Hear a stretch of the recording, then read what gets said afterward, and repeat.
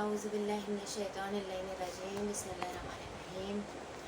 शुरू करती हूँ उस परवरदिगार आलम के नाम से कि जो रहमान भी है और रहीम भी है। इस तरह मेरी कल की मजलिस का जो मौजू था वो था झूठ, और आज की जो मेरी मजलिस का मौजू है वो है इमाम ज़माना। मैंने अपनी बाकी तमाम मजलिस के जो टॉपिक्स हैं वो पर्दा, औरत की फजीलत और इन सब पे बाकी जितने भी मेरे तमाम टॉपिक्स थे पिछले 3 मजालिस के, वो मैंने इसलिए रखे ताकि मैं अपने मुकाम तक पहुंच सकूं, क्योंकि मेरा जो असल टॉपिक था वो था इमाम ज़माना अलैहिस्सलाम। तो इसलिए मैंने अपने पिछले सारे मौजू इस तरह से रखे ताकि मैं उन्हें एक सीक्वेंस में ला के इमाम ज़माना तक ला सकूँ। तो जिस तरह के मैंने अपने पिछले में बताया मजलिस में कि हमें झूठ नहीं बोलना चाहिए, तो इसी तरह कि हम इमाम ज़माना के लश्कर में कैसे शामिल हो सकते हैं। हम इमाम ज़माना के लश्कर में अपने इखलाक से शामिल हो सकते हैं, अपनी नमाज़ों से शामिल हो सकते हैं, अपने गुनाहों को ख़त्म करके शामिल हो सकते हैं, और अपने हिजाब और औरत को अपनी फजीलत खुद जाननी होगी ताकि हम इमाम के लश्कर में शामिल हो सके, क्योंकि इमाम के लश्कर में ख़वातीन भी होंगी, खाली मर्द नहीं होंगे, ख़वातीन भी होंगी इमाम के लश्कर में। इसीलिए मैंने आप लोगों को अपनी पहली मजलिस में औरत की फजीलत बताई ताकि औरत अपना मकाम व मर्तबा जान सके कि असल में औरत का मकाम व मर्तबा है क्या। बाज़ लोग ऐसे होते हैं कि सिर्फ ज़बान से बोलते हैं कि हम इमाम के साथी हैं, हम इमाम को चाहते हैं, हम इमाम से मोहब्बत करते हैं। दर हकीकत उन्हें मोहब्बत नहीं होती, दर हकीकत वो सिर्फ ज़बानी कलामी कहते हैं कि हम इमाम से मोहब्बत करते हैं, उनके दिल में मोहब्बत नहीं होती। तो दिल में मोहब्बत करने का यही तरीका है कि हम अपनी नमाज़ों को बेहतर करें, अपने गुनाहों को ख़त्म करें, अपना हिजाब मुकम्मल करें और अपनी फ़जीलत को जानें कि हमारी फ़जीलत है क्या, और परवरदिगार आलम ने हम इंसानों को क्या फ़जीलत दी है। कि परवरदिगार आलम ने कुरान मजीद में ख़ुद इरशाद फरमाया है कि मेरी बेहतरीन मखलूक इंसान है।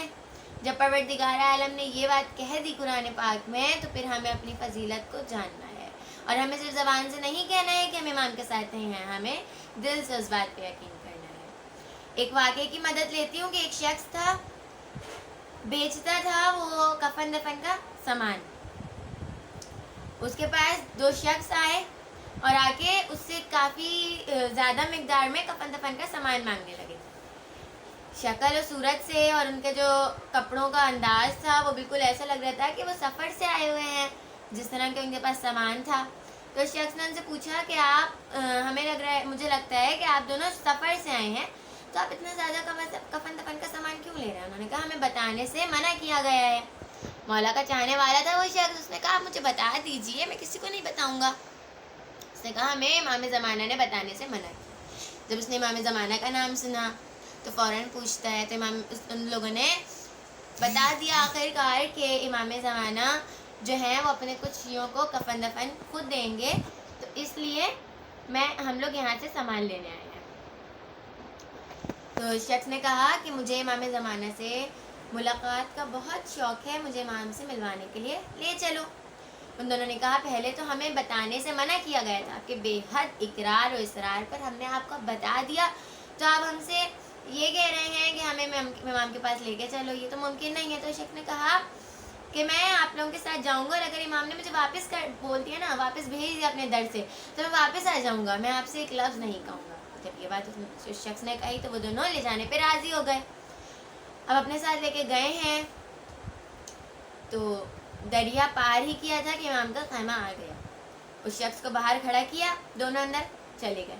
अंदर जाके इमाम से इजाज़त ली तो इमाम ने इजाज़त दे दी कि फ़लाँ शख्स आया है, मौला आपसे मिलना चाहता है। इमाम ने इजाज़त दे दी। जैसे ही वो लोग बाहर निकले बारिश शुरू हो गई। क्या देखते हैं वो शख्स भागने लगा। क्या कहते हैं वो दोनों, कहते हैं कि इमाम ने तुम्हें मिलने की इजाज़त दे दी है, आके इमाम से मुलाकात कर लो। तो शख्स ने कहा कि इमाम से बोलना कि मैं कल आपसे मुलाकात करने आऊँगा, आप कहीं जाइएगा नहीं, अभी बारिश शुरू हो गई है, मैंने छत पे साबुन सूखने के लिए रखे हुए हैं, अगर वो साबुन पिघल गए तो मैं पैसे नहीं कमा पाऊँगा, اور میرے گھر والوں کا پیٹ نہیں بھرے گا. یعنی اس نے صرف صابن کے لیے امام زمانہ کو چھوڑ دیا. یعنی اسے دل سے یقین نہیں تھا, اسے صرف زبان کلامی یقین تھا مولا پہ. اگر اسے دل سے یقین ہوتا تو اسے معلوم ہوتا کہ وہ کس کے در پہ جا رہا ہے, اسے معلوم ہوتا کہ وہ کس کے در پہ جا رہا ہے. جب امام علی, امام زین العابدین اور ہمارے تمام اماموں کے در سے کبھی کوئی ساحل خالی ہاتھ نہیں جاتا تھا, تو ایسا کیسے ہو سکتا ہے کہ ایک شخص امام زمانہ سے ملاقات کے لیے آیا ہے اور وہاں پہ اس کی جو دکان ہے, یعنی اس کا جو کاروبار ہے, وہ خسارے میں چلا جاتا؟ ایسا ممکن ہی نہیں تھا, کیونکہ وہ امام زمانہ سے ملاقات کے لیے آیا تھا. لیکن وہ امام زمانہ کی عظمت کو نہیں جانتا تھا, اسے دل سے یقین نہیں تھا. اگر اسے دل سے یقین ہوتا تو وہ صابنوں کی فکر نہیں کرتا, وہ پیسوں کی فکر نہیں کرتا, وہ امام کے پاس ملاقات کے لیے جاتا. یعنی اسے ملاقات کا موقع ملا لیکن اس نے وہ گنوا دیا. تو ہمیں اپنے کردار کو, میں پھر سے بولی ہوں کہ ہمیں اپنے کردار کو اچھا بنانا ہے, کہ ہمیں امام دیکھتے ہی اپنے لشکر میں شامل کر لیں. ہم ان لوگوں میں سے نہ ہوں کہ جب امام آئیں تو ہم سے ناراض ہو جائیں یا ہم امام کے آگے اپنا سر جھکائیں. آج کل ہم سب کے پاس موبائل فون ہے اور موبائل میں نہ جانے کیا کیا چلتا ہے. تو کیا ہمارے موبائل فون ایسے ہیں کہ جب امام ہم سے مانگیں تو ہم فوراً امام کو اپنے موبائل فون جو ہے ان کے آگے کر سکیں؟ ہیں ہمارے. تو ہمیں جو ہے وہ اپنے ہر چیز کو اپنے کردار کے ساتھ اپنی دنیاوی ہر چیز کو بھی مکمل تیار رکھنا ہے امام کے ظہور کے لیے. صرف خود کا تیار نہیں کرنا ہے, آپ کے پاس جو چیز ہے ہمیں اسے بھی تیار کرنا ہے, تاکہ جب اگر کوئی چیز امام ہم سے مانگیں تو ہم امام کے آگے خوشی خوشی اس چیز کو پیش کر سکیں.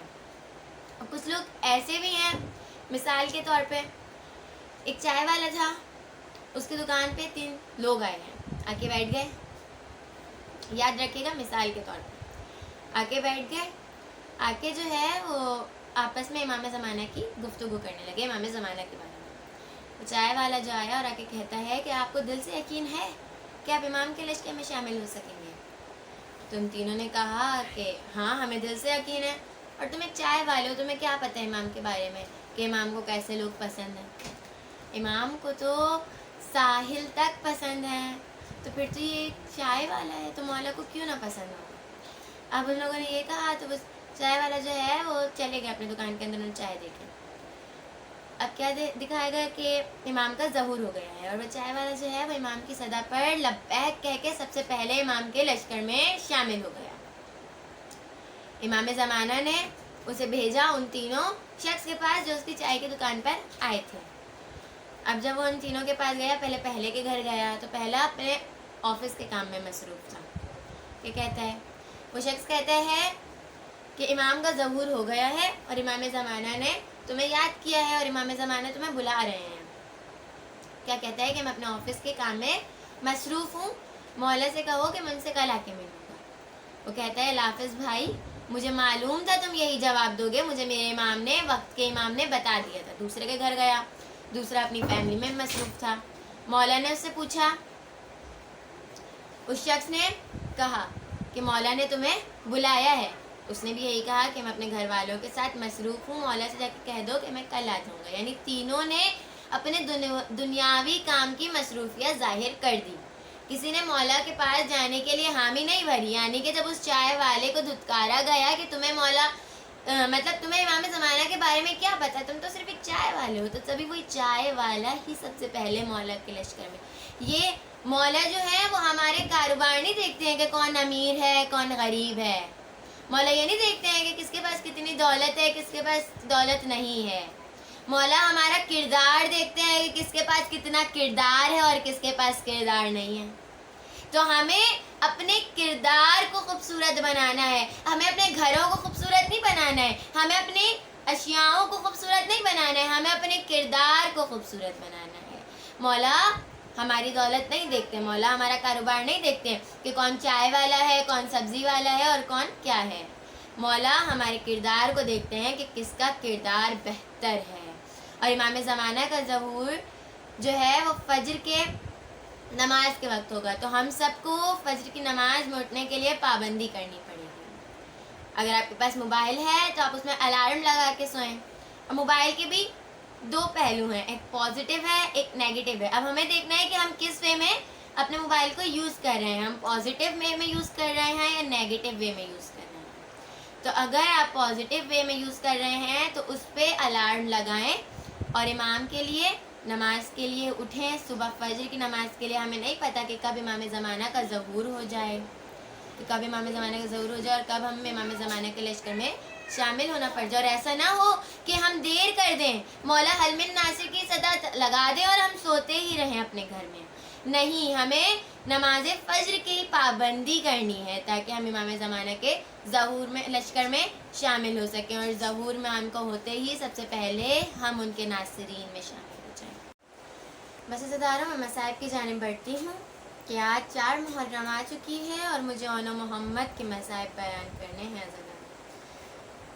اونو محمد آئے ہیں امام حسین کے پاس اور آ کے کہتے ہیں ماموں ہمیں جنگ کی اجازت دے دیں. اب کربلا کے کمسن شہید ہیں، امام نے اجازت نہ دی.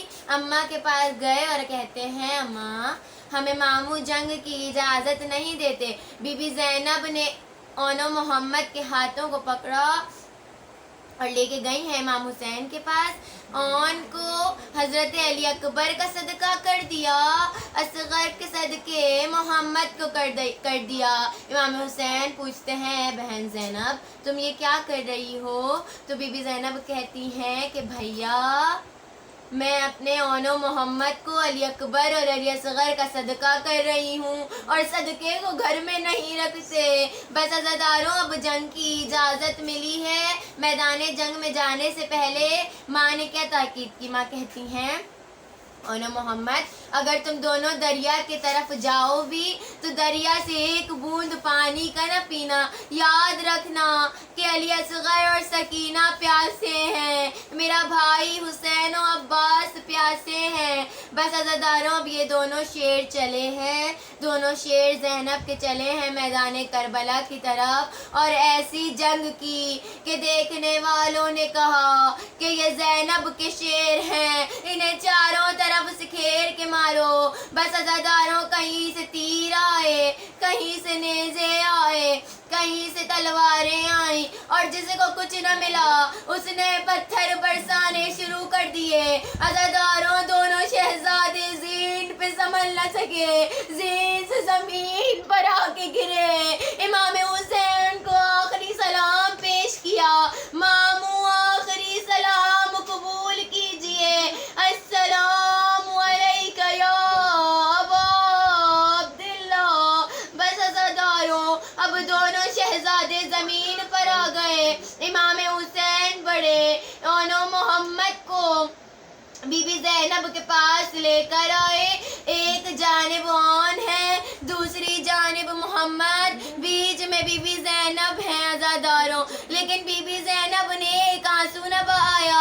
آنسو کیوں نہ بہایا؟ کہتی ہیں اے بھیا میں نے اونو محمد کو صدقہ کر دیا تھا اور صدقے پہ رویا نہیں جاتا، لیکن اونو محمد سے صرف ایک سوال پوچھا، اے اونو محمد مجھے یہ بتا دو کہ تم نے میدان جنگ میں پانی تو نہیں پیا؟ عزاداروں بی بی زینب نے کہا اونو محمد اگر تم نے پانی پیا تو میں تمہیں دودھ نہ بخشوں گی. بس عزاداروں دونوں بچوں نے ماں کے سامنے دم توڑ دیا، لیکن بی بی زینب نے ایک آنسو نہ بہایا. بی بی زینب کب روئی ہیں کہ جب مدینے واپس گئی ہیں تو حجروں کو خالی دیکھ کے اپنے بچوں کو یاد کر کے روئیں. الا لعنت اللہ علی قوم الظالمین. ربنا تقبل